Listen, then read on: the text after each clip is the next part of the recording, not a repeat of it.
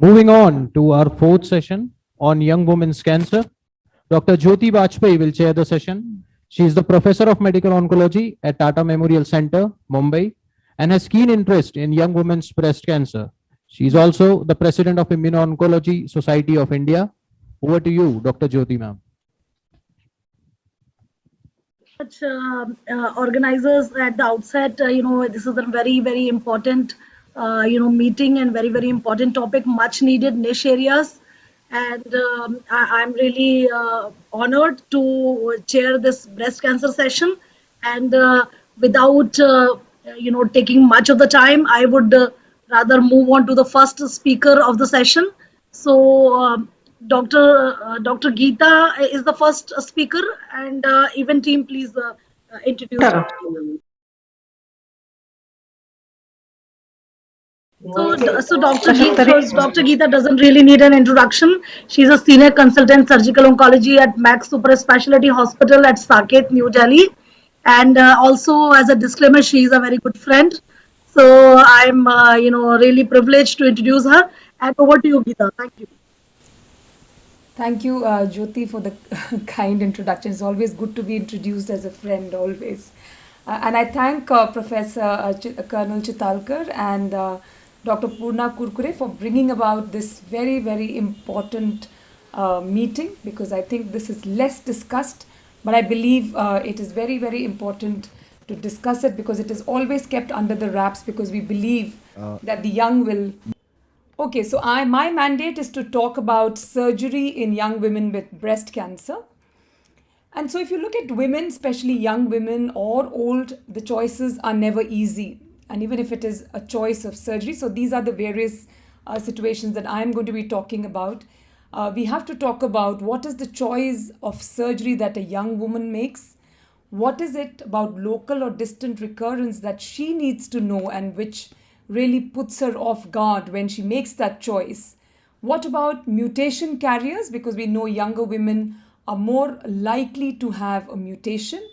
And in this whole process, we as physicians and surgeons, what is our responsibilities and the recommendations at the end of it? So let me just briefly take you through this choice of surgery, because I think we get it wrong most of the time, because I think we somewhere transfer our apprehensions to the decision that is made. So for the patient, it is quite simple. How safe is my choice? Should I be undergoing a breast conservation or a mastectomy? And suppose, there is a discussion that, well, no breast conservation, then she thinks, oh, mastectomy, then should it be a single mastectomy or should it be a double mastectomy? So let me just take you through the evidence, because lots of times our conversation sometimes forgets to look at the evidence. So if you look at breast surgery for young women, and this question is what we need to answer. And this is a SEER database which looked at patients from 1998 to 2008, I believe, and this is 23,810 patients. And they found that in young women with early breast cancer, breast conservative surgery showed survival benefits that were no worse than a mastectomy. So there is this belief that mastectomy is a better choice, but young age is not a contraindication to breast conservation therapy. So why we add the therapy bit is because obviously the results are much better when you combine radiation with breast conservation. Otherwise, the local recurrence rates can be quite high. And what is interesting to see is, as time has gone on, we saw from 1988 right up to the late or the mid 90s and the late 90s, you saw that there was a higher uptake of breast conservation, and then there has been a successive fall in the rates of breast conservation surgery. And if you look, the 18 to 35 age group is the one which is actually opting for mastectomy and not breast conservation surgery. So the fear of local recurrence, let's see how justified is the fear of local recurrence. So if you look at this POSH observational study from the UK, here they have seen that the surgical extent is less important for distant disease-free interval than the completeness of excision. And wherever appropriate, of course, radiotherapy has to be given. But despite the higher local recurrence rates that were observed in patients who underwent a BCS, the distant disease-free interval or the overall survival was not any different in younger patients. So just to show you, give you a sense of how the patients undergoing BCS had a significantly higher local recurrence rate at 5 years and also at 10 years, with the hazard ratio over time crossing 1 at 12 months. So if you look at the previous studies from various meta-analysis, especially the EBC-TCG18 meta-analysis, you'll find that the first recurrence rates, whether local or distant, were much higher after BCS. But there is a caveat to this. They found that about 36.1% of patients under 40 undergoing BCT, they had a local recurrence, but the number analyzed was really small. And we do not have a breakdown on whether we're talking about local recurrence or distant recurrence. So in this study, the majority of events were distant and not local. So this demonstrates the predominant risk in the younger women is not because of local recurrence, but because of distant metastasis. So if you look at the results of this study is pretty much similar to the existing literature in terms of both overall survival and distant disease-free survival. And this is consistent with randomized controlled trials which have compared mastectomy with breast conservation in the breast cancer population as a whole, indicating that the surgical choices for the younger women should remain the same and we should not change the criteria for the younger women. So when you come to overall survival, again, this is a systematic meta-analysis which compares breast conservation surgery with mastectomy. And if you look, there are limitations because this is a meta-analysis and a lot of it is retrospective of more than 22,000 women. It says that mastectomy does not provide a better overall survival compared to BCT in early breast cancer with women less than 40 years.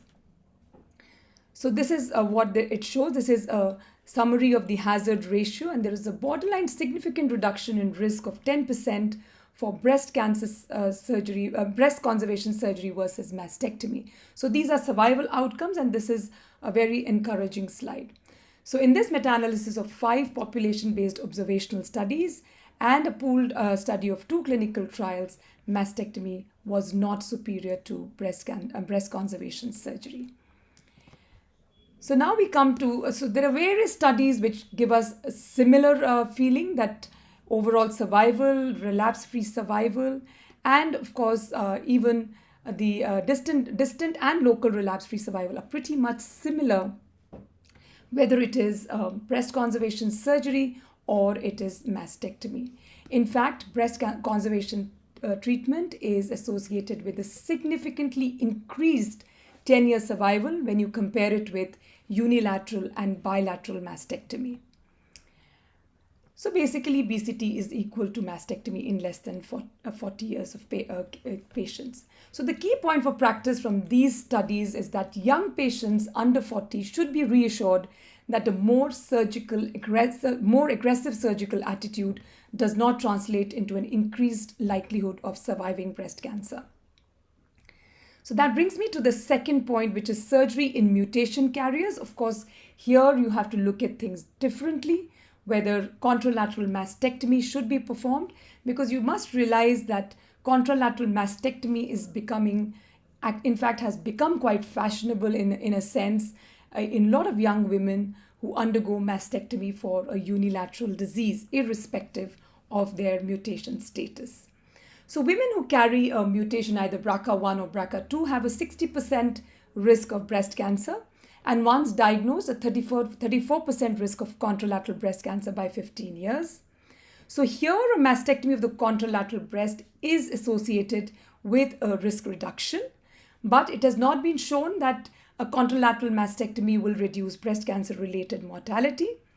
And in a non-randomized observational study, it has been shown that women with BRCA-associated breast cancer treated with bilateral mastectomy were 48% less likely to die of breast cancer within 20 years of diagnosis, as compared to those who undergo a unilateral mastectomy. So there is a significant mortality benefit with a mastectomy of the contralateral breast, which shows up in the second decade. So the key point for practice here is that bilateral mastectomy should be discussed as an option for young women with a BRCA mutation and early onset breast cancer. So now I come to this very important aspect of surgery, and that is contralateral prophylactic mastectomy. So if you look at this California Cancer Registry-based study, it identified a 10-fold increase in bilateral mastectomy from 1998 to 2011. That was a huge jump. And if you look at the United States, from 1998 to 2003, the rates had doubled.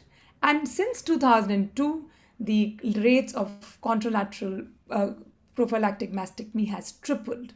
So I believe as surgeons and physicians, it's a time to strike a balance. One must understand those women who have unilateral breast cancer with an elevated family or genetic risk should be without an elevated family or genetic risk should be advised against contralateral prophylactic mastectomy, and it should be reserved only to those with an elevated family or genetic risk. The interesting thing is patients who reported that they were not candidates for breast cancer conservation surgery after their discussion with their surgeon, they were more likely to obtain a contralateral prophylactic mastectomy. So participation in a pre-surgical genetic counseling and baseline cancer distress also predicted contralateral prophylactic mastectomy use. So we have to remember that the physician recommendations become very, very important and has a significant impact on the patient's decision to undergo a contralateral prophylactic mastectomy. But one must educate the patient about the risk of the individual risk of contralateral breast cancer, and also the costs involved and how significant is the benefit of a contralateral prophylactic mastectomy. So how can we possibly change this pattern? It is possible that the multi-gene panel test, which is what will possibly alter the pattern of the CPM usage amongst breast cancer patients. So we have to identify those pathological variants, and single gene testing possibly does not allow us to do that. The irony is that about 10 to 30% of patients who've got a VUS or a variant of unknown significance often opt for a contralateral prophylactic mastectomy, and the improvements in breast cancer treatment and diagnosis is aimed to improve outcomes and also mitigate the use of a contralateral prophylactic mastectomy. And one must not forget there are alternatives to CPM, such as a close MRI surveillance and a pharmaceutical prophylaxis as well. So this is the third key point for practice, that please do not offer contralateral prophylactic mastectomy to those whose familial and genetic risk is low and does not put them at a high risk for a metachronous contralateral breast cancer. And now the onus is on us, and that is to get to know your young patient and figure out what is it that she wants.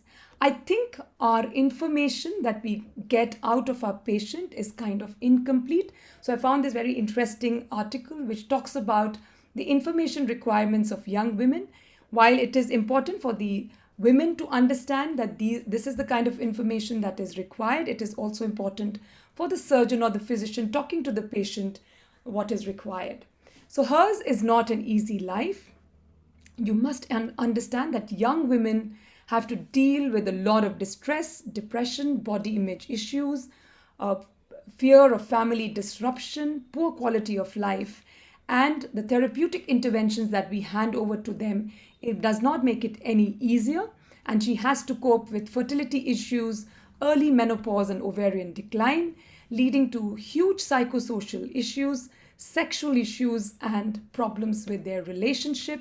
There could be financial issues, loss of jobs, and a loss of confidence and self-esteem. So you can imagine what a tough journey that a young woman has to go through when she's making this decision for life. So how do you young women make a choice? So how do they make this choice? They just believe the person, the physician or surgeon sitting across them to help them make that choice. And the women's choice of mastectomy is influenced by factors like convenience, completeness of procedure, this fear of radiation, whether, and whereas the breast conservation choice is influenced by the thought of a better body image, and she's supported by her knowledge of breast cancer and also the influence of radiation oncologist. And both choices are influenced by age, the marital status, and truly for our society by friends and family. Fear of breast cancer recurrence and survival were highly influential in women's choice, followed by the surgeon's opinion and the radiation oncologist's radiation therapy concerns rather. So a small study found that breast conservation preference related to personal values such as sexuality and femininity and breast appearance, something that we don't very easily talk about, but I'm sure it is important when it comes to a woman in terms of preserving her body image. But the age at diagnosis is, of course, reported as a significant variable in the study of BCS rates, with younger women more likely to undergo breast conservation surgery, and why not? So this is the fourth key point for practice. This is for us, and that we have to help the patient make a studied choice by presenting the existing evidence to her, and we should not color our decisions by our own bias. So let us help her decide and not compound her fears. So this is the young women's study. I'm just showing you what has been done so far. 1,302 patients enrolled, median age of 37. 560 patients were evaluated for a survey, and more than half had a bilateral mastectomy, 20% had unilateral, and 28% had breast conservation surgery. So definitely more efforts are needed to inform women about the long-term outcomes of their therapy choices. Very clearly, breast conservation surgery had higher quality of life scores than those who had unilateral or bilateral mastectomy in terms of satisfaction with breast, psychological well-being, and sexual well-being. So local therapy decisions are associated with a persistent impact of quality of life. We have to think long term. We have to think this patient sitting in front of you is going to have a long life, but is your decision going to bring down her quality of life and make it difficult for her to lead a close to normal life or not?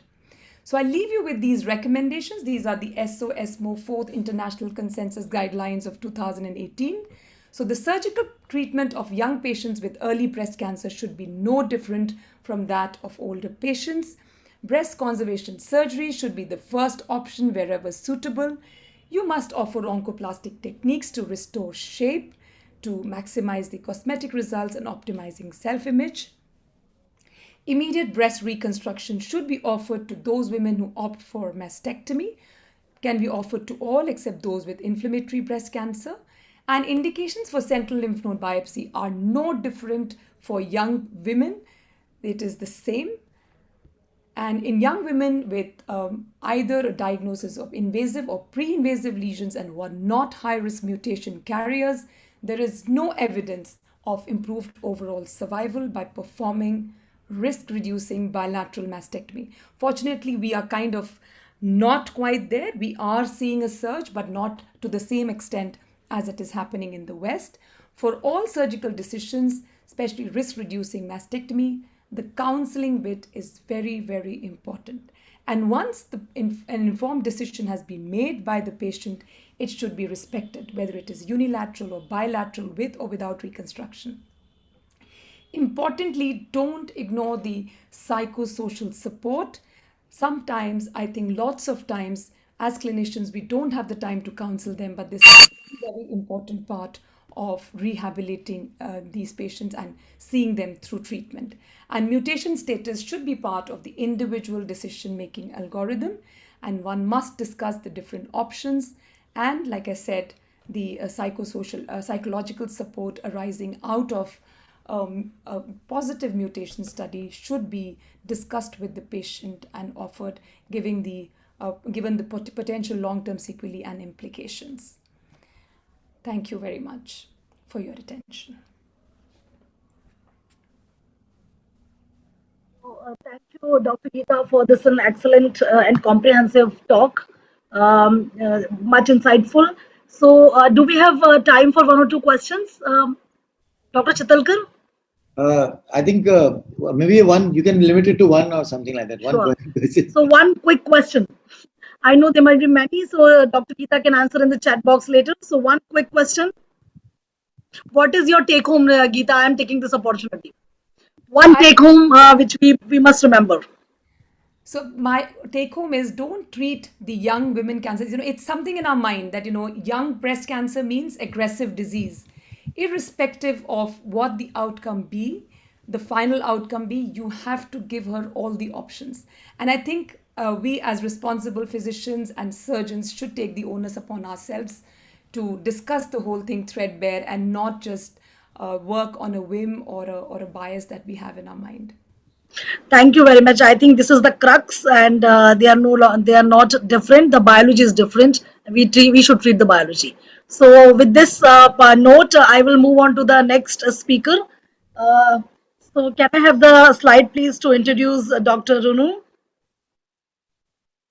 So, again, it's my pleasure to introduce Dr. Runu Sharma, who is a consultant medical oncologist at Max Super Specialty Hospital, Dehradun, and she's the scientific lead of the Teen TYCon conference. She's a very bright, dynamic, oncologist, and we are happy to have such young oncologists taking interest in TYCon. Over to you, Ronu. Thank you so much, ma'am. Okay. So thank you, ma'am, for this wonderful introduction. So my topic today is for the young breast cancers, from the molecular landscape to the mind space. So we now know that young women with breast cancer is a unique population with specific treatment and disease-related issues. Like, they tend to have a higher stage, aggressive biology, like the grade, ERPR negativity, node positivity in the higher stage, and thus requiring an aggressive treatment. But what is equally important in this population are the psychosocial issues, like the feeling of isolation, lack of information, or more importantly, the lack of correct information, and the issues pertaining to the fertility and body image, which have been discussed quite a lot of time in this conference. So around 6 to 7% of breast cancers are seen below the age of 40 years. And despite these discrepancies in the adverse prognostic features, the younger women have shown in several studies as an independent predictor of the adverse outcome. Now, coming to the molecular features, it is known that the young patients are more likely to have basal-like subtypes, GATA3 mutations, and a younger DNA methylation than the middle-aged patients. And the poorer prognosis of the younger patients is probably mediated through the intrinsic molecular characteristics. This table from a study presents the association of the age at diagnosis with the molecular features of the breast cancer. The younger women have more PAM50 basal-like subtypes and higher adjusted odds ratio of GATA3 mutations, while the MLL3 mutations were more commonly seen in the elderly population in this study. In the same study, the Kaplan-Meier analysis showed that the younger women had a shorter time to relapse compared to the middle-aged patients. Now, coming to the genetic syndromes of the breast cancer, the most common one is the hereditary breast and ovarian cancer syndrome. The germline pathogenic variants in the BRCA1 and 2 mutations are inherited in the autosomal dominant manner.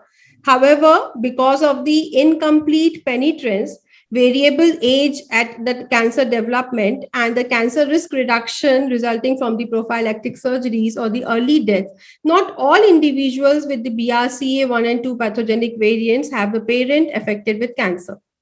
The mutations in BRCA gene explain at least 10% of the breast cancers diagnosed before the age of 40.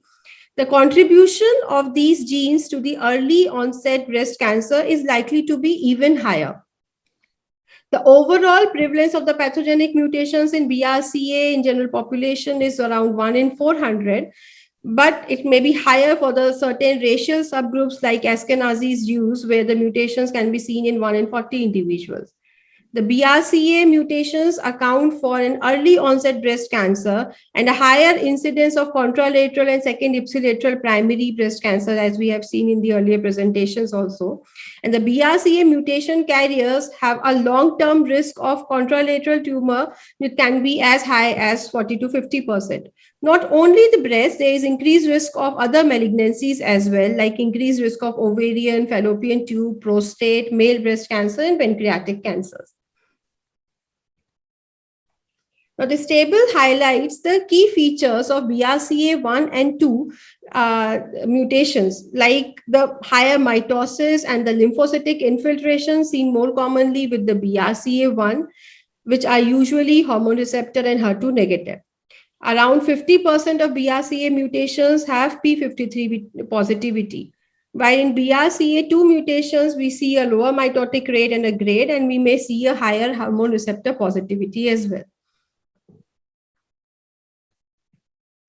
So apart from BRCA, other hereditary syndromes that confer a high risk of breast and other cancers are Li-Fraumeni syndrome associated with the germline pathogenic variants of TP53, and carriers are at increased risk of multiple primary cancers, including breast, sarcoma, brain cancers, leukemias, adrenocortical cancers. While the lifetime risk of breast cancer approaches 50% by the age of 60, the mean age of onset is around 35 years. Next is the Peutz-Jeghers syndrome with pathogenic variants in STK11 gene. The absolute risk of breast cancer is approximately 55%, and the mean age is around 37 years. The P10 hematoma tumor syndrome has an elevated risk of breast, endometrial, and thyroid cancers, with an estimated lifetime risk of breast cancer around 85%, mostly diagnosed premenopausally. The hereditary diffuse gastric cancer, characterized by diffuse, highly invasive gastric cancer, is also associated with the development of the lobular breast cancer, with a cumulative lifetime risk estimated to be as high as around 50 to 60%. Next is the Lynch syndrome, with the pathogenic variants in the mismatch repair suggested increased risk of female breast cancer in some of the studies. The PALB2 is the partner and localizer of BRCA2, and their interaction is crucial for the key BRCA2 DNA damage.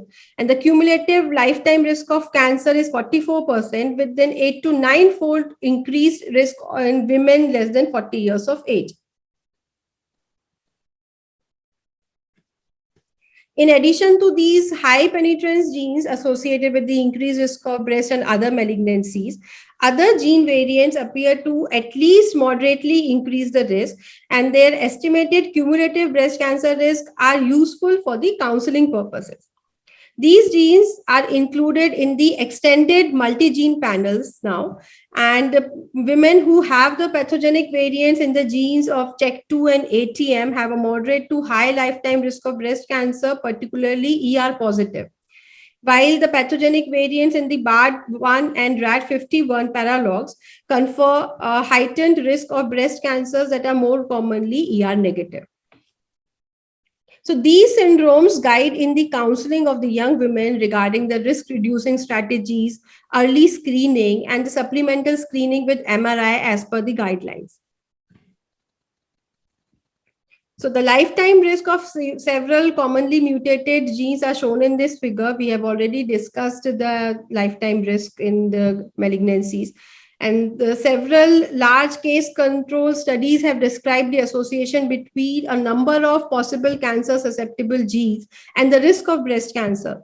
So the discussions about the chemo prevention, the risk reducing mastectomies, and salpingo-oophorectomy should be highly individualized based on the women's mutation status as well as the personal and the family history. Now we come to the psychosocial aspect of the young breast cancer.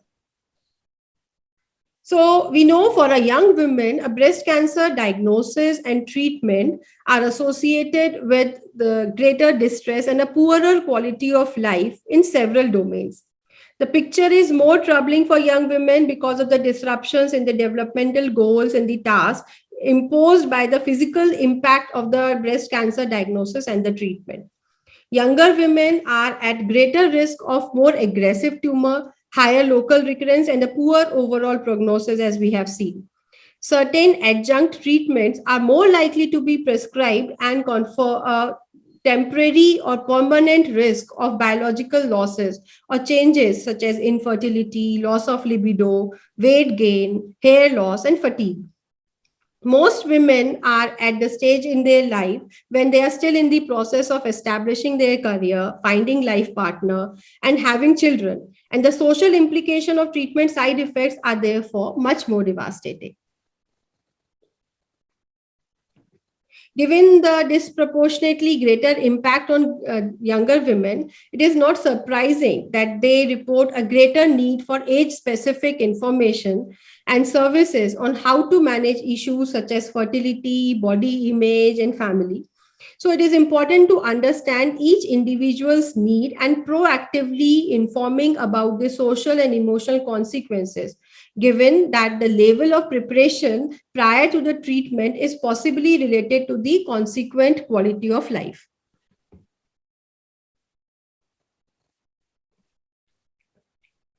Yet, despite such issues being ranked high in the importance by the young women, like the need to talk about the aspects of care and the ability to contribute to the treatment decisions, they frequently report dissatisfaction with the quality of information they receive. So it is recommended that open dialogue and education about such issues be initiated early on by the healthcare professionals. Such conversations not only educate women and help access their needs, but are in themselves empowering and instill a sense of agency in the patient's treatment. The referrals to the counselors and the programs that are targeted to this age group are also important. There are many barriers that prevent patients from accessing such support services, which could vary from individual to individual. And it is important that it is discussed to find out the actual reason for the patient. Some of the common reasons are apprehension regarding the time they will have to spend away from the dependent children, or the logistic issues of traveling to the treatment centers, which can be inconvenient for many patients coming from far off places, or for those who find it difficult to commute alone. For some patients, such counseling might mean an extra financial burden, and for the others, it is difficult to just seek help because of the stigma and the social inhibition. So the real reason behind should be sorted and discussed. Such discussions should also include the family, who need to be counseled regarding their role as caregivers and the importance of their support throughout the treatment and beyond. It is important to initiate conversation proactively on certain issues which are significant for this age group. Regardless of whether or not they wanted to have or already have children, young women experience infertility as a significant loss by virtue of the fact that they no longer have the choice to conceive. Being ill-informed and thus ill-prepared for infertility thus robs these women for the critical choice, the ramifications of which cannot be undone. The procedures to standardize fertility decisions and discussions and to fast-track the process of referral to the fertility centers are clearly necessary. These therapies not only affect the fertility, but also the sexual functioning and the body image, and their co-occurrence is even more traumatic. Chemotherapy-induced menopause leads to the loss of libido, vaginal dryness, and painful intercourse. Treatment-related body changes like loss of hair, loss of breast, weight gain may negatively impact the women's esteem. Many a times, both physicians and patients wait for each other to broach the topic of sexuality, and single women are particularly disadvantaged. sexual functioning assessment and timely referral for the sexual health intervention is strongly recommended. The risk of recurrence should be discussed early, as studies have found that as many as 70% young women survivors experience the fear of recurrence. The financial and emotional burden of treatment cannot be underestimated. Younger patients may feel burdened by out of the pocket expenses when they are still short of reaching their full earning potential. Not only financial burden, but the reduction in the social contact with the healthcare team, friends, and family following the exact treatment can be acutely isolating for the young women. Sometimes such social circle may do more harm than good, depending on their ways of coping with these stressors, the nature of relationship they have with the patient, and the communication. These issues can only be addressed by initiating the conversation. Young patients experience profound feeling of isolation given their minority status, not only within their peer group, but also among the breast cancer population, which can be addressed by referring the patient to the age-appropriate support groups. Many patients have a feeling of guilt for not being able to take care of their family, children, and partner. The counseling and providing support to the caregivers to reduce the stress can solve such problem. Also, for young patients, it may be difficult to find time for such interventions. And in such cases, an online support system can play an important role. So to conclude, we have seen that the intrinsic molecular features are likely to play a fundamental role in the poor prognosis of the young cancer patients, and the molecular target therapies among young cancers can promisingly improve the prognosis. Not only the molecular and the genetic features, but also the psychosocial aspect should be taken into account when treating the young patients. So considering effective ways of mitigating psychosocial distress that can be incorporated in the usual care practices can go a long way. And such practices should be started early during the workup and the initial treatment, and have to continue throughout the treatment as well as for the long-term follow-up also. Thank you. So thank you very much, Dr. Runu, for this wonderful perspective. My take on this is that precision therapy for molecular as well as psychological and social aspects. So from here on, in the interest of time, we will move on to the next speaker. So thank you very much. And again, it is a great pleasure to introduce Dr. Indu Bansal, who is Director of Radiation Oncology at Narayana Super Specialty Hospital, Gurgaon. And she will enlighten us about how radiation can be minimized to mitigate the toxicities. Less is more. Very interesting. So Indu, over to you. Thank you so much. I want to thank Dr. Chitalkar for having me here, and thanks to all the attendees and the esteemed panelists and the esteemed speakers. So actually the topic given to me is radiation for lung cancers, and is less more. But actually I would say that all of us have been hearing about how the young breast cancers are more aggressive. So there have been ways to minimize radiation for young breast cancers, but we have not come much with better results. Of course, the duration of treatment has come shorter. So let me tell about the importance of radiation in young breast patients. So this is the latest report from the National Cancer Registry Program, published just 2 days back, and which shows that breast cancer dominates the list among all young breast cancers, 25%. Pleasant how they develop interval cancers. Prognosis is poor. They have high distant and local regional relapse, aggressive biology and subtypes, HR negative, triple negative, hereditary predisposition is more, and first degree relatives are twofold more risk. They are more BRCA mutated and P53 mutated. We discussed about the importance of psychological support because they all have an impact on body image, self-esteem, sexual dysfunction, premature ovarian failure, pregnancy, bone loss. And on top of that, they have career issues, financial issues, fertility issues, breastfeeding issues, and there is extended survivorship. And also these people are underrepresented in clinical trials. and the late toxicity is more. So these are the issues in young breast cancer patients. I'm not going into these details because of interest of time. Fatigue is a very important issue which we never discuss with them, and of course, fertility is also a very important issue, and bone loss. And cognitive dysfunction is also one important aspect needs to be looked into. So these are the caregivers.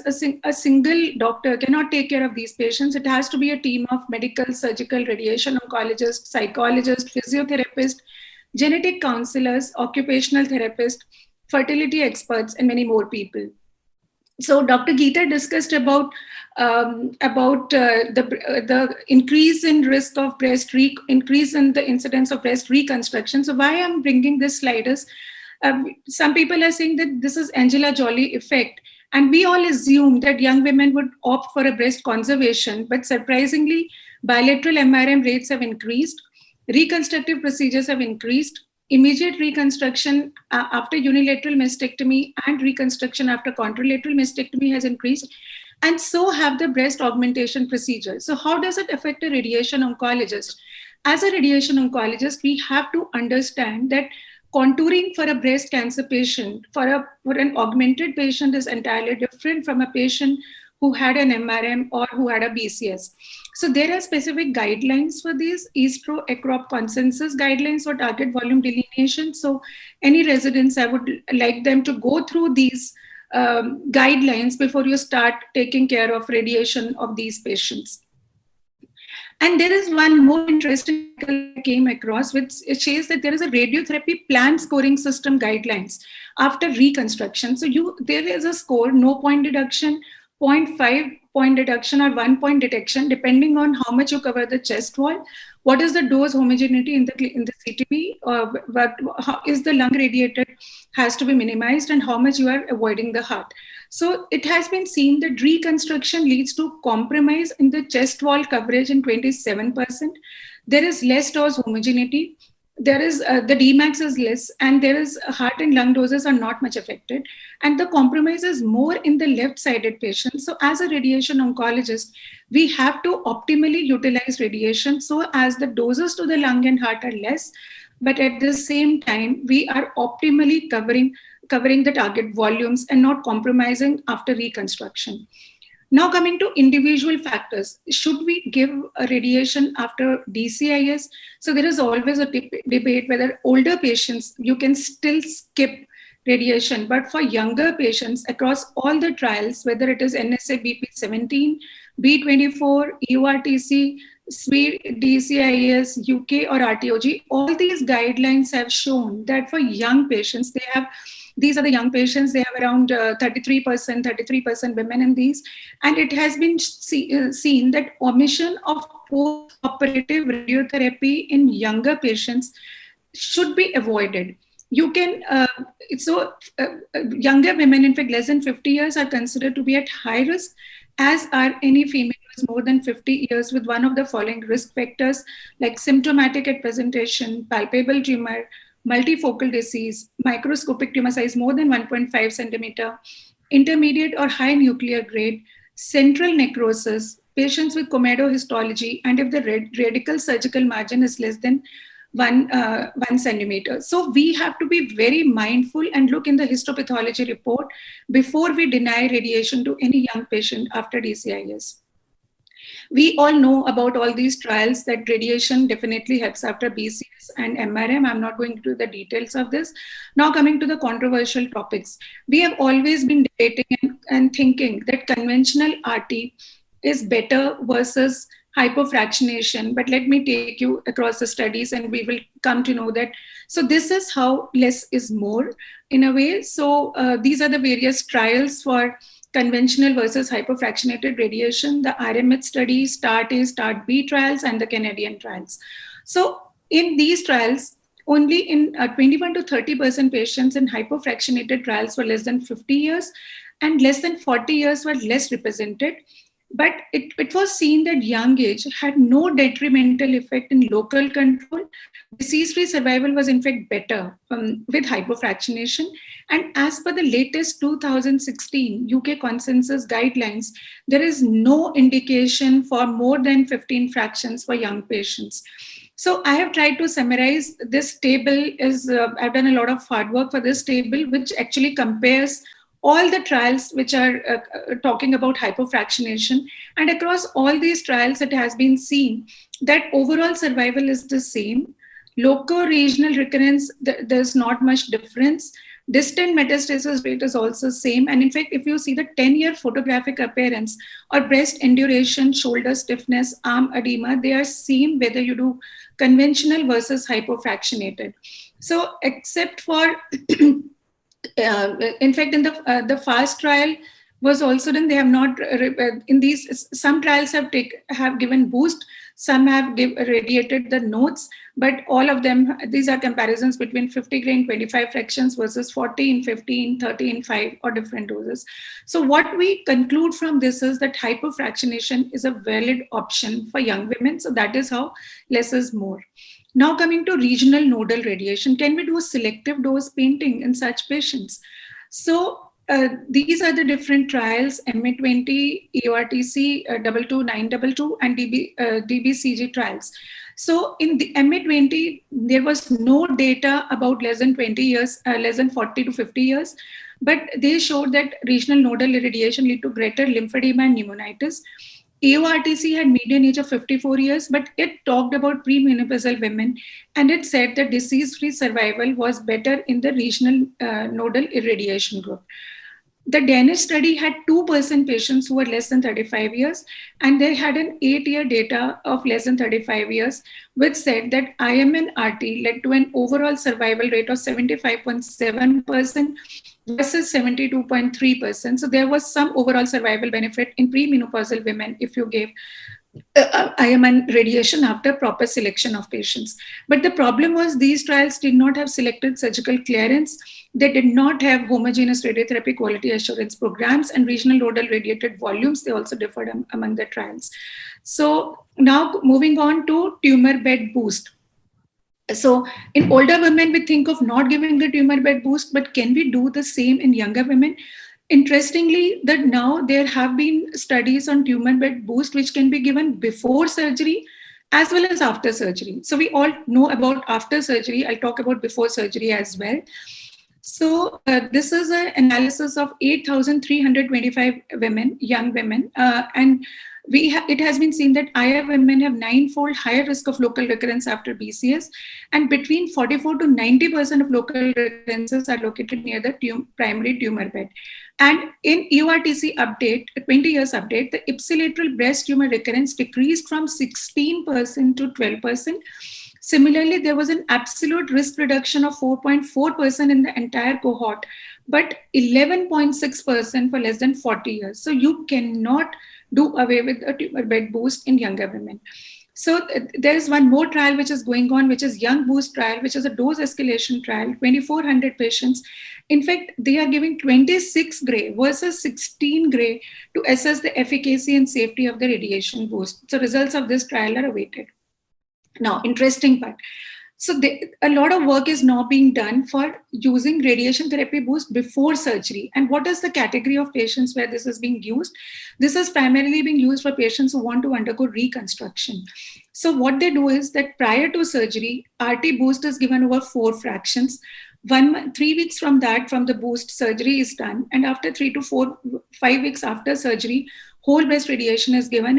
And the primary objective was to see what is the incidence of wound complication in pre-op versus post-op patients, and at 1 month after, is the wound complication worse after whole breast radiation? And secondary objective was to assess the difference between the cosmetic outcomes, and of course the tertiary objective was radiation dermatitis. The pre-op versus boost CTV volume. So we know that pre-op volume is much smaller.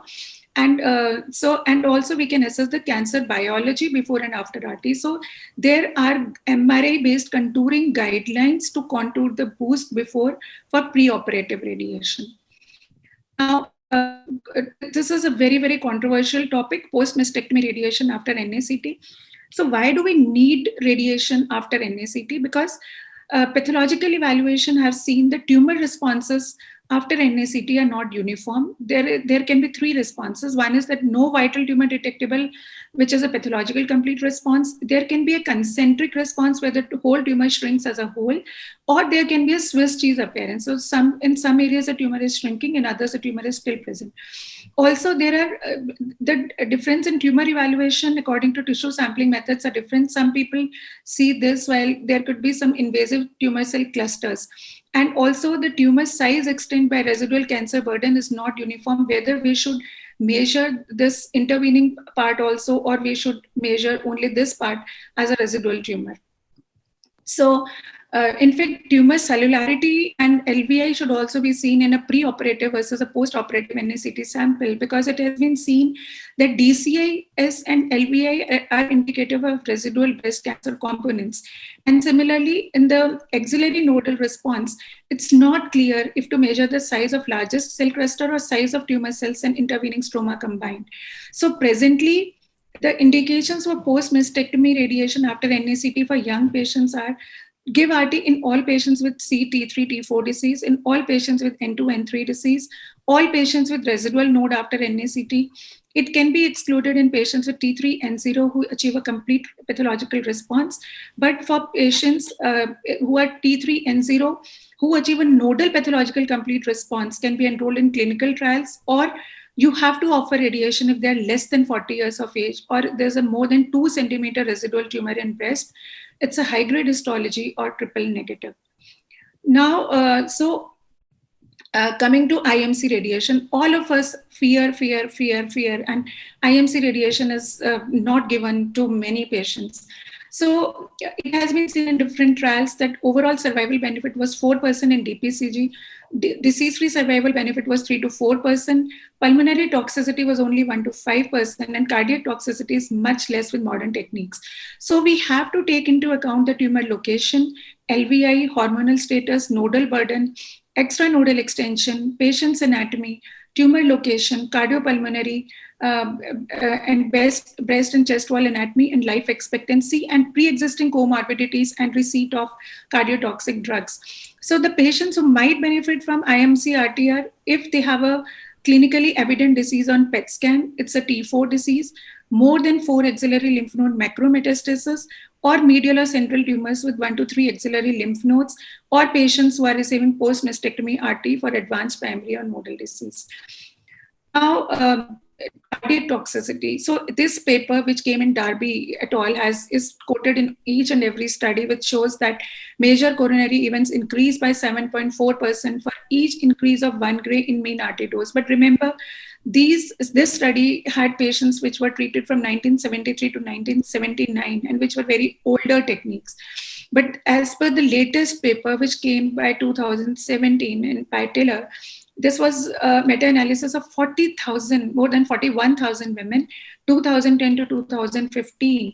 And this, with latest techniques, the whole heart radiation is just 5.3 gray to the left side and 3.7 gray to the right side patients, and the cardiac mortality is only 0.3% for non-smokers and 1% for smokers. So in a way, we have to counsel these women not to smoke. Also, we want to decrease the cardiac mortality. Now, cardiac sparing techniques, of course, we need more in the left-sided breast. So we have techniques to decrease the cardiac toxicity. You can use median electron or lateral tangents. Patient can be treated in a prone position. Inverse IMRT can be used. Proton is a good tool, and we can use modified white tangents or free breathing or DIBH. DIBH definitely leads to less cardiac toxicity. So in a study where DIBH was used for early stage, so heart V50 was 3.9% with free breathing, which came down to 0.7% with DIBH. Similarly, advanced stage, heart V50, 19.2% in free breathing, which was just 1.9% with DIBH. So use appropriate technique and use the exact portals. Now, partial breast radiation. So this, I would have been very happy if it would have shown some benefit for young women. But as per the latest data, it is indicated only for more than 50 years, low grade, less than 3 centimeter tumor, ER positive, HER2 negative, or known negative. So as for now, partial breast irradiation, the young women, they less than 40 years, they fall in unsuitable criteria. So partial breast radiation should not be offered to young women. So these are the various studies.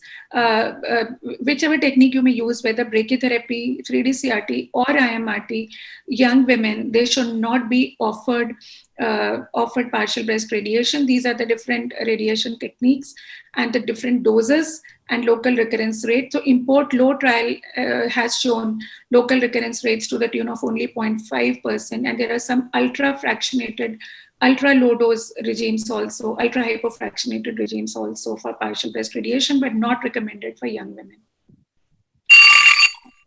Just about to finish. So there is an increased risk of secondary cancers. We should always keep that in mind. And there is 23% increased risk post-RT for secondary non-breast cancers.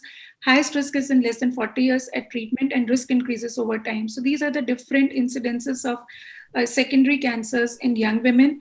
And there is this algorithm which can be used to decide or estimate the risk of secondary cancer in women. And we have to advise about smoking cessation and judicious RT planning is a must if we want to reduce the secondary cancers in young women. So a number of ongoing trials are going on in breast radiotherapy, which is single dose ablative APBI, pre-operative versus post-op APBI, which I just talked to you. And there's a lot of work which is going on for pembrolizumab immunotherapy combined with the tumor board RT boost, and pre-op or post-op RT with concurrent olaparib for BRCA positive women. So pre-operative RT, there's a 32 years of follow-up older study, but it had shown that 25-year local control is 89%, pathological complete response in the tumor and lymph node is 10%, but it's even better in triple negative. So just about last slide. So radiochemotherapy concept, which I'm not going to talk now, a new RAD trial, which is also talking about radiation. So in a way, I would say that we have come a long way and we are getting very good results. We have reduced the toxicity of breast radiation, and the cardiac toxicity is less, the pulmonary toxicity is less, fibrosis is less, cosmetic outcomes are less. So it's very, very important that we give the best possible results with reduced toxicity. And we have come a long way, but we still have a long way to go. Thank you so much. That's all I have to say. So thank you, Dr. Indu. Yes, you ended with a very, precise comment that we had come a long way, but we have to travel many miles before we sleep. So on this note, we will move on to the next, talk. And because I will be speaking, so I will request Professor Chitalkar to take it from here. Thank you, Jyoti. I think you need no introduction. Either in the breast forum or in the TYA. Last year, you were the organizing secretary of the conference and you did such a great job. Jyoti Bajpai is the professor of medical oncology in Tata Memorial Center and she's got great interest in young women's breast cancer. They have a registry of young women's breast cancer at Tata Memorial. And also, she's the president of the Immuno-Oncology Society of India. And she heads the breast and sarcoma disease management group at Tata Memorial. And who better than Dr. Jyoti to speak about immunotherapy in young women's breast cancer. So over to Dr. Jyoti once again. Thank you very much, Dr. Chitalkar, for the very kind words. And I'm really, thrilled to be part of TICON again. It is something which we both share our passion towards young and adolescent care. So in next few minutes, we shall be talking that how immunotherapy, which is the new kid in the block for many, many cancers, has affected triple negative breast cancer, especially, because the most data here, and in the limited time span, I will touch upon the advanced disease setting here. So conventionally, breast cancer are not highly immunogenic tumors. Sadly, however, in a triple negative breast cancer per se, there is evidence for high mutational burden, high tumor infiltrating lymphocytes compared to other subtypes, and hence there was a possibility which was felt that the immunotherapy would work here. Also, there are higher expression of PD-L1. There are greater cytotoxic T cell infiltrates. So the early stage TNBC has a high TIL infiltrate in comparison to metastatic, and that's how there is a rationale that in earlier line of therapies it works better. However, metastatic TNBC has a poor prognosis with a survival range of a year or even less, and many times, and it is area of very high unmet need. Tumor infiltrating lymphocytes have high expression of PD-1 and other inhibitory checkpoint molecules, and this is how we think that there will be a benefit of immunotherapy. So breast cancer tumor infiltrating lymphocytes is an important biomarker, and I will not go into the much details here, but quantity, quality both are important, and there is not prognostic, but essentially the quantity is predictive of benefit to PD-L1 inhibitions. So what is the rationale? Early clinical studies have shown that efficacy of either pembrolizumab, which is a PD-1 inhibitor, or atezolizumab, which is a PD-L1 inhibitor, as monotherapy was quite modest in unselected previously treated MTNBC. Overall responses as low as less than 5%, and in some 6%. However, very importantly, we must notice that the occasional responders to either of these agents, in spite of having received the previous treatment, the 1 year survival in this nihilistic kind of situation, the survival rate was up to the tune of 100%, and those with stable disease still had a good 1 year survival rate of 65%. So there it shows that there is definitely immune mechanism which is working in those select responders.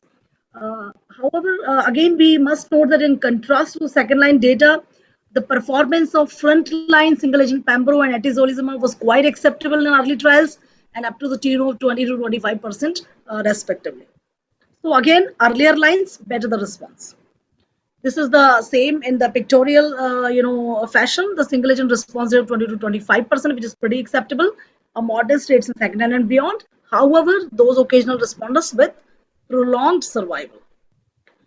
So high levels of TILs are prognostic in early stage, as I said before, especially in the adjuvant setting.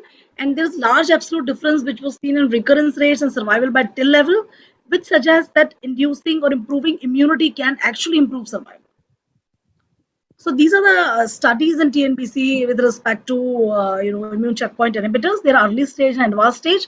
In the interest of time, I will focus this talk only for advanced stage disease. So in first line, there are newly diagnosed and untreated population, where an Impassion 130, 131, and Keynote 355 are the players, and in second line and beyond, Keynote 119.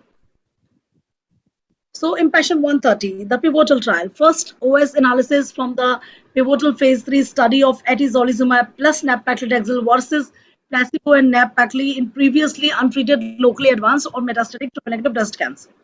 This is a trial schema, very famous trial, everybody knows it. So there was no prior therapy for advanced TNBC. They were treatment naive for metastatic. And this is, atezoli versus placebo. Nab-pacli is the, second, contributor in both, and co-primary endpoints are PFS and OS. So this is the baseline characteristic. We can say they are well balanced with respect to even PD-L1 positivity and prior taxane exposure. And this is the primary PFS analysis in the intention to treat as well as in PD-L1 positive subgroup. And we can see that there is impressive data as far as the PD-L1 positive population. And based on these data, atezolizumab and nab-pacli received the accelerated approval by the FDA and is recommended for patients with PD-L1 positive MTNBC in the NCCN and AGO guidelines. So mind it, only in PD-L1 positive population, but data is not so impressive in PD-L1 negative. This is the difference between PD-L1 and PD-L1 negative population. We can see the contrast. So PD-L1 has come out as an important marker here. The next important study, Keynote 355, again, it is a randomized double-blind phase 3 study of pembro plus chemo versus placebo plus chemo for previously untreated, locally recurrent, inoperable, or metastatic triple negative. So this is the schema, and the progressive disease or cessation of study therapy was the endpoint, and the progression-free survival at the PD-L1 CPS score more than or equal to 10. We are seeing a good separation of the curves, a good difference with a hazard ratio of 0.65. And this is the class immune-mediated adverse events. And the final overall survival results from the Keynote 355 confirms that immune checkpoint inhibitors, the first line treatment of choice in women with metastatic or relapsing disease. This is the recent abstract in ESMO. And the overall survival with Pambro plus chemo in patients with PD-L1 positive, that is based on CPS score of more than 10 or equals to 10. Metastatic TNBC patients, the first line Pambro versus placebo shows 23 months versus 16.5 months at a median follow-up of 44 months. Reasonably good follow. So we are seeing that at different time points, the curves are wide separating, and Pambro combined with chemo reduce the death by 27% in this difficult to treat population with a hazard of 0.73. There was no benefit reported for Pambro plus chemo over chemotherapy by applying a cutoff of CPS more than or equals to 1. So here it stands out that PD-L1 scoring system is important. What about Impassion 131? It is a double-blind placebo-controlled trial. Pacli plus atezolizumab for unresectable or metastatic, triple-negative breast cancer, essentially like 130. However, the additional chemotherapy arm is paclitaxel in place of, nab-pacli.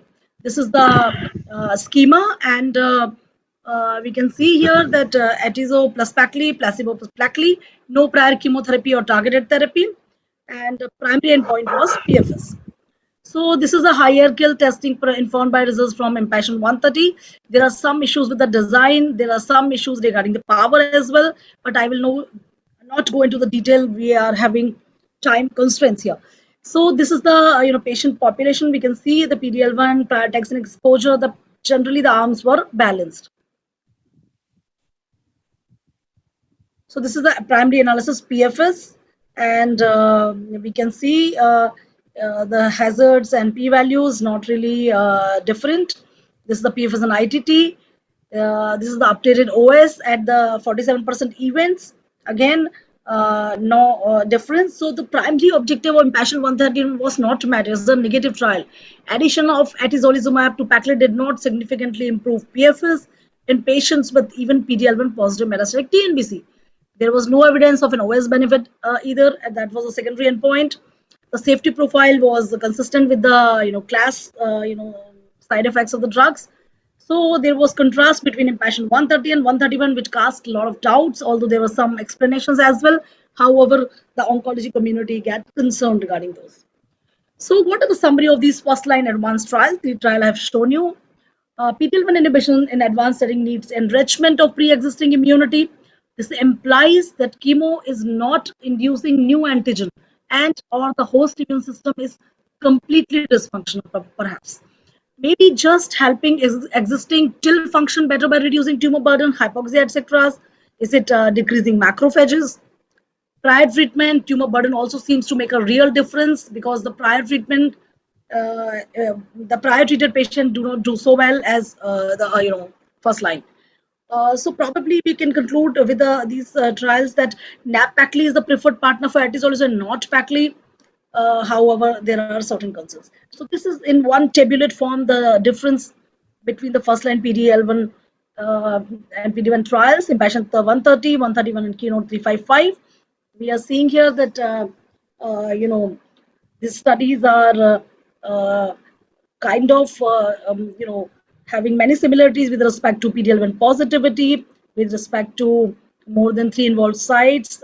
Keynote is more, but in general, there are no chemotherapy exposure in up to 30% in majority, prior chemo adjuvant in around 50% in Impassion 130, 131, in Keynote 22%. Chemo backbone used was nab-pacli in 130, 131 pacli, while in Keynote 14% they have received paclitaxel. The minimum DFI was 12 months in Impassion 130, Impassion 131, Keynote it is 6 months. This is the median follow-up, 18.5 months, 12 months and 25.9 months. The HR for PFS 0.63, 0.82 and 0.74. Here you can see Impassion 131 crossing the unity, which is concerning. So the median OS PD-L1 positive improvement 7.5 months, 18 to 25 months in Impassion 130, while it is trending towards negativity in Impassion 131. So we can discuss about these three advanced studies because there's a lot of confusion and how to go about it, kind of a feeling. So Impassion 130 and Keynote were designed as a phase 3 studies originally, while Impassion 131 was not, which is some concern about lack of power. Paclitaxel was a nab-paclitaxel. There are definitely some concerns, and perhaps nab-pacli as a immunotherapy partner is looking superior. So there is an also importance of prior chemo received, the steroid as a contributory negative contribution. So Impassion 130 prohibited steroid in first 2 cycles. Perhaps that is a better strategy, so that when the immune system is not really revoked, inhibiting at that stance initially only, probably the host immune response may not be that bigger, especially in the tumor with a modest immunomodulatory properties like breast cancer. We can argue that in melanoma and lung, there is evidence that in spite of using steroid, there are benefit, but perhaps those are more immunogenic tumors. So one must remember that in modestly immunogenic tumor, perhaps it is a better strategy not to use steroids, or at least in initial few cycles if we can avoid. That way, again, Napacli is having a superior stake because steroid is not mandatory there. Of course, TNBC is a heterogeneous disease. We know that there are several subtypes, at least 6 subtypes, and in some other classification even more. So control arm did very well in Impassion 131. That could also be one of the statistical reason why the difference was not obvious there. Atizo versus Pambro difference, we don't know. We have to see in the future. PDL1 assay technical differences, which is a much of the concern, and probably we need a composite good biomarker, and other biomarkers will also be important, not only one.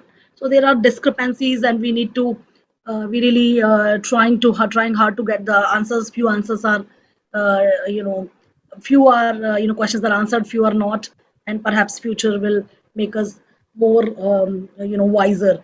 So a little bit more about nab-pacli and pacli. So paclitaxel, essentially it requires dexamethasone steroid. Also there's a lack of synergistic effect with PD-1 therapy. Perhaps paclitaxel is highly lipophilic, requires a solvent to be formulated, while nab-pacli, it consists of a colloidal suspension of albumin-bound pacli nanoparticles, negating the need for a solvent. Also, it removes the potential for suspension-related hypersensitivity, and hence it doesn't really require a pre-treatment with steroids. These are the some positive points with nab-pacli. Apart from this, there is also different pharmacological properties like linear pharmacokinetics with a high maximum tolerated dose. So the albumin of NAPP has a natural affinity for GP60 KVLN1 pathway, providing a 33% higher intratumoral drug concentration and 4-fold lower elimination rate than the solvent paclitaxel. So these are few important points, perhaps why a NAPPACLI association worked better, but this is not the all. There are still many questions which are unanswered. So essentially, Impassion 130 has established, this as a new standard when the PD-L1 positive patients are new, a new therapy, new therapeutic options for these patients. In spite of that, ITT did not have an improved survival. There was a 10-month median survival benefit for PD-L1 positive patients, which has drastically improved the historical outcomes. However, there are concerns regarding the durability of outcomes for these patients. Notably, malignancies like melanoma, lung, renal cancer, we see prolonged stability after responses. However, in Impassion 130, PD-L1 positive Kaplan-Meier curves for OS show a separation of the curves, but no prolonged tail, which is concerning. So we need to, think about everything, every possible thing in details when we are making decisions in the clinics. However, another important thing is that with time we may see continued stability for some with responses. We need to remember that long-term stability is noted in phase 1 atezolizumab trial and Keynote 086 trial. In the phase 1 Atizo trial, 9 of the 15 responders had an ongoing response with response times up to 45 months.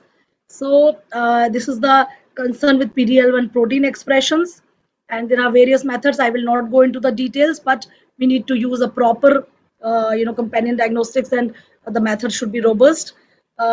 Also, there are concerns that which subtype of TNBCs are predominating in which trial. Immunomodulatory more.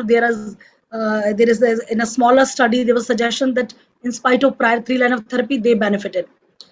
Also, PTEN gene is a low response associated with low response disease. So there are NGS, related things which are also important. So what is the conclusion? This is my last slide. So all newly diagnosed advanced TNBCs, PD-L1 or TILs on a recent biopsy or primary or possibly TMB as well should be done.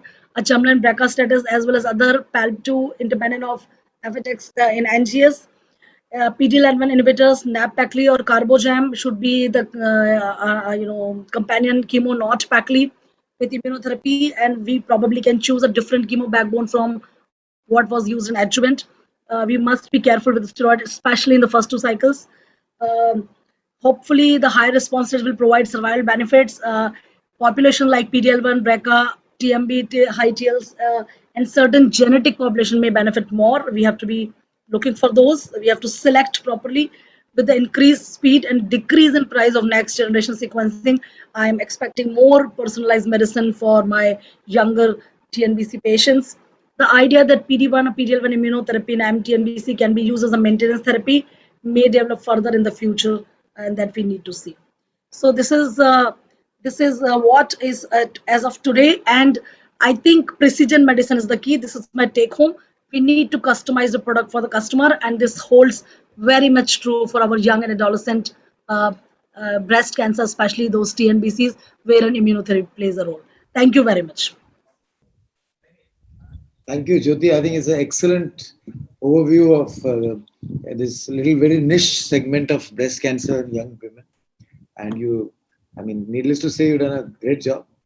So I think the next speaker is happens to be a breast cancer survivor. So with your permission, shall I invite Dr. Captain Ritu Biani?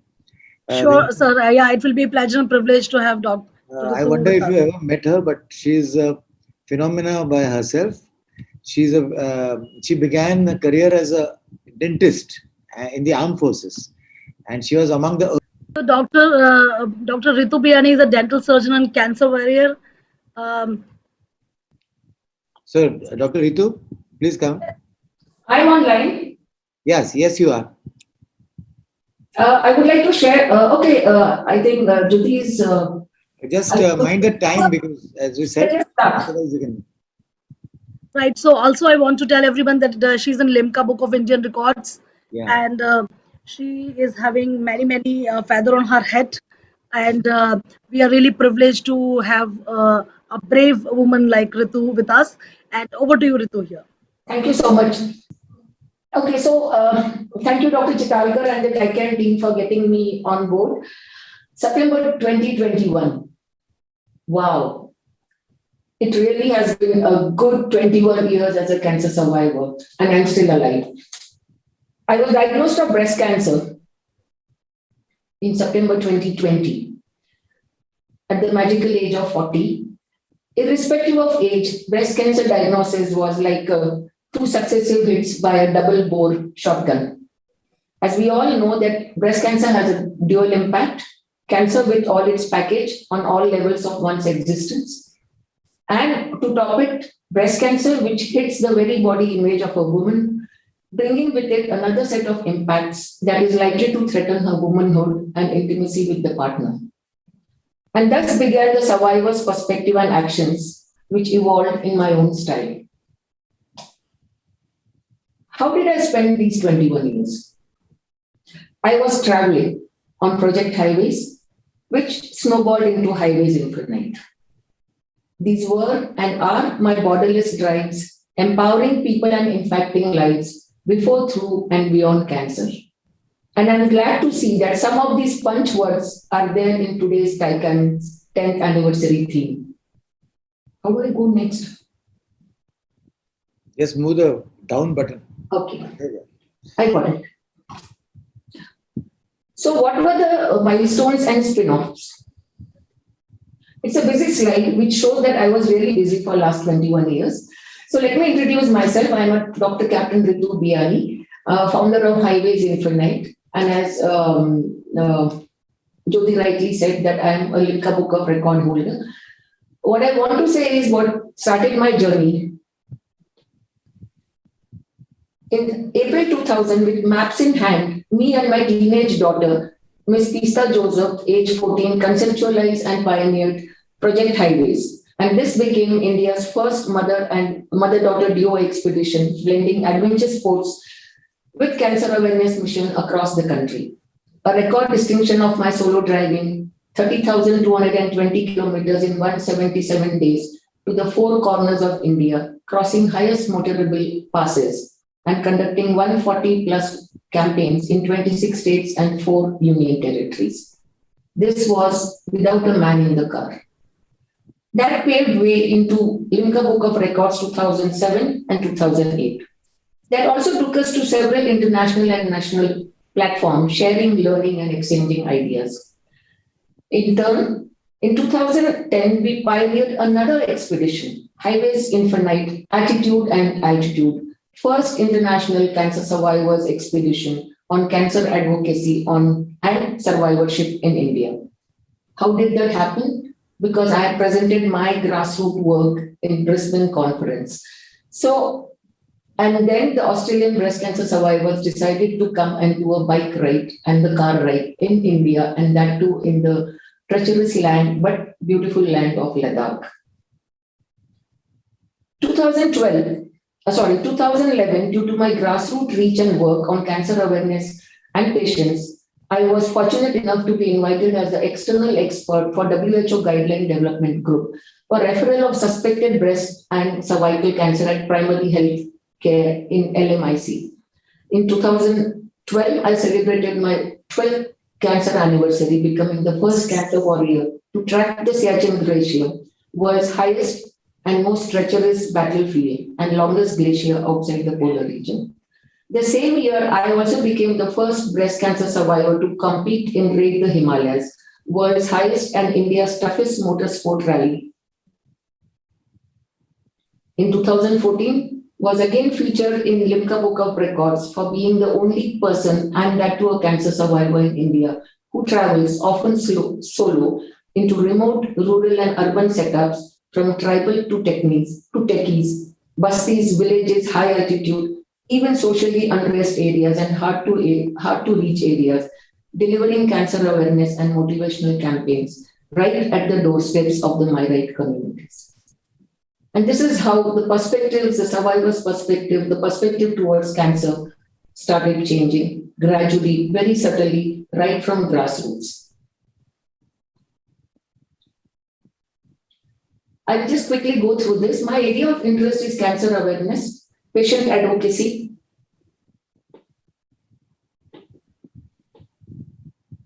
bridging grassroots knowledge resources. I've been lucky to be, I think I'll skip this. But what I would like to say is I was able to conduct so far 2,220 cancer awareness and motivational workshops, empowering people, common people with cancer literacy, basic cancer literacy to about 3 lakh people. And in that, I will also manage to do 2 lakh kilometers solo drive over 26 states. In turn, as the stories reached through media and through word of mouth, a lot of patients started getting connected with us. And the patients who connected were not just breast cancer patients, but patients from all age groups, including teen and young adults. So roughly about say 5,000 patient beneficiaries, which also means giving them financial aid or navigating them through their cancer journeys and connecting them to experts if at some places we didn't know a lot of things. And we were very lucky to have a lot of doctors and a lot of hospitals who were happy to connect online, and even during COVID times were happy to connect online and help us to navigate patients through their cancer journeys.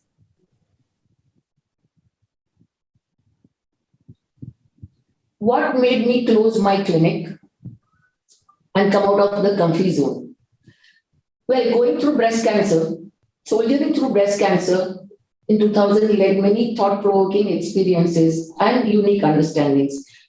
while the doctors in Army and TMH were busy treating me and my family members were taking care of me, I kept myself busy, not in self-pity or why me syndrome, but working and studying the effects. And one of my a referring doctor was Dr. Chitalkar. Dr. Chitalkar and me share a long Army, relation for a long time. What was I studying during my treatment? The effects of cancer and its treatment on me, my own response and reactions to cancer and its treatment, effects of my cancer and its treatment to family, friends, and others, thanks to me being very vocal about my disease way back in 2000, response of caregivers and people in general towards me and its effects on me, interacting and understanding the mindset and issues faced by fellow travelers. So what happened? The aftermath of the war and what helped? I was thrilled to be disease-free, yet very restless. I was busy finding simple solutions to overcome some of the challenges on cancer control. What helped me? I came from a middle-class family. I was a dental surgeon, an army captain, an adventurer, a nomad, and now a cancer warrior. Equipped with these unique experiences, exposures, and knowledge, I simply mixed and matched my strengths into delicious cocktail, what I called a heady mix of science, high adventures, simple technologies, perspectives, and a worthy cause. What we do? We try and step up the cancer literacy and knowledge amongst the healthy population and those affected with cancer reaching many untrodden paths. We bridge grassroots from remote rural and urban areas to knowledge, resources, and expertise across the continuum of cancer from prevention to end-of-life care and beyond. Why do we do this? To help reduce health disparities and incidence of advanced cancers through early detection, timely treatment, and also access to palliative care when beyond cure. Important thing is to bring about an attitudinal change in the mindset of people, and yes, to celebrate Zindagi. In the course, we also designed adolescent youth outreach on cancer awareness, navigation, and survivorship. We call it the Vibrant and Vibrant Pink Highways. The Vibrant Highways is for all children related to their diseases, and the Vibrant Pink Highways is categorically for breast cancer because, yes, breast cancer is very close to my heart, in true sense.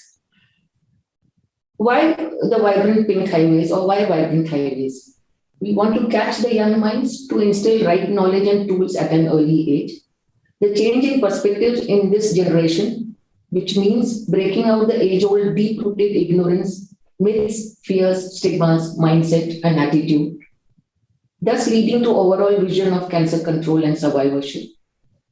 We know that today's generations are simultaneously exposed both to lifestyle risk factors and good accessibility to information. And finally, an aware and alert youth inculcates protective lifestyles, is able to make informed choices and long-term impact. 1 minute to go. Yes, almost finishing. Last 2 slides. Now, this slide I have purposely put because yesterday Sandeep and somebody else from DigiCan had asked how to reach rural India. So our targeted population were women, youth, children, all genders, organized in assorted groups from all over India. And we had different modules for children and young adults aged 10 years and above, including formal, non-formal, and no educational background. And how we tied over the literacy and language barriers was we added value-added, simple, carefully designed, people-friendly visual PowerPoints, cost-effective, portable technology tools, along with human interface. This became useful even in digitized, non-digitized communities, at the same time, even in electricity or non-electrified city areas. Back in 2000, when the going gets tough, the tough was hiding. It's so true with many cancer patients then.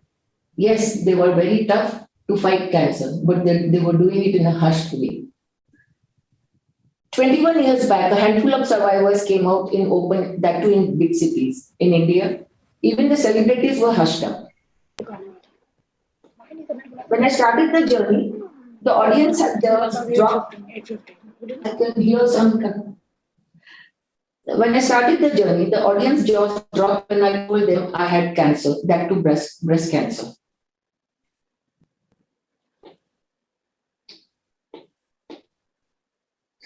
Can you conclude, Ritu? Yeah, this is my second last slide. Just 1 minute. Because you got your own. I have to. Yes, I have to get the children.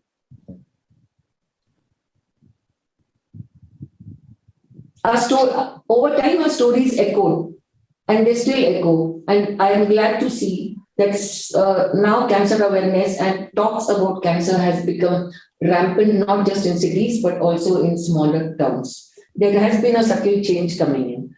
Subtly, things are changing. And now we can change that. When the going gets tough, the tough gets going. And this you will be seeing in our cancer survivors who are going to present very soon after this. Well, this is not the end of everybody's efforts, because there are still miles to go under the blue skies. And I want to thank you for giving me this time. And can we have the cancer survivors coming on board, or any questions? Ma'am, please stop the screen share. Yeah, stop the screen sharing. Please stop your screen. Yeah, just stop the screen sharing, and then the organizer will take over once again. Has it stopped? Yeah, ma'am. Okay. Jyoti ma'am, continue. Thank you very much, Dr. Ritu, for this, wonderful talk and sharing experience. So, is there any question? We can allow one quick question.